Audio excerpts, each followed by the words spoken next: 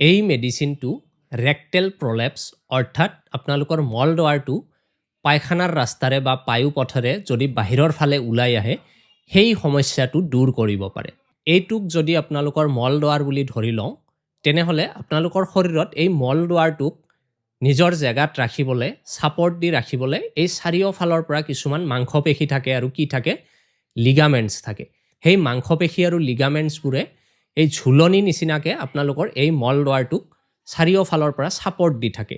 আপোনালোকে মলদ্বাৰটো কেনেকৈ নিজৰ জেগাত থাকে এইটো বুজিবলৈ হ'লে এই সাগৰৰ পাৰৰ নাৰিকল গছত যে এনেকুৱা ঝুলনি বান্ধে তাৰ ওপৰত যে মানুহে ঝুলনি খেলে সেই বস্তুটো ইমাজিন কৰক যে চাৰিওফালৰ পৰা আপোনাৰ মাংসপেশী আৰু লিগামেণ্টবোৰে কি কৰিছে এই মলদ্বাৰটোক এনেকৈ ছাপৰ্ট দি ৰাখিছে। কিন্তু যদি আপোনালোকৰ কি থাকে কৌষ্ঠকাঠিন্য থাকে, শৌচ যদি খলচা নহয়, আপোনালোকে পায়খানাৰ কাৰণে যদি বল প্ৰয়োগ কৰিবলগীয়া হয় বা আপোনালোকে খুব বেছি বহি থকা যদি কাম কৰে বা গোটেই দিনটো থিয় হৈ থকা যদি কাম কৰে বা মহিলাৰ ক্ষেত্ৰত যদি কি হয় ৰিপিটেডলি চাইল্ড বাৰ্থ হয় বা সন্তান জন্ম দিয়া হয়, পেলভিক মাচলবোৰ যদি দুৰ্বল হৈ যায় বা পেলভিক যদি কিবা চাৰ্জাৰী হয় বা আপোনালোকৰ যদি স্পাইনৰ বা নিউৰলজিকেল কিবা চাৰ্জাৰী হয় তাৰ পিছত ৰেক্টেল প্ৰলেপছ সমস্যাটো কিন্তু দেখা দিব পাৰে। এই সমস্যাটো দূৰ কৰিব হ'লে আপোনালোকে মেডিচিনৰ লগতে নিজৰ ফালৰ পৰাও কিছু পৰিৱৰ্তন আনিব লাগিব। আপোনালোকে কৌষ্ঠকাঠিন্যটো দূৰ কৰিব লাগিব।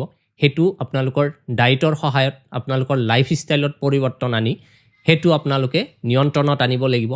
তাৰ লগতে আপোনালোকৰ কামটো যদি খুব বেছি থিয় হৈ থকা হয় সেই কামটো আপোনালোকে পৰিৱৰ্তন কৰিব লাগিব বা সেইটো আপোনালোকে মিলাই ল'ব লাগিব।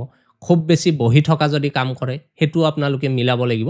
ৰেক্টেল প্ৰলেপছৰ কাৰণে আটাইতকৈ এফেক্টিভ হোমিঅ'পেথিক মেডিচিন হৈছে পড'ফাইলাম 200।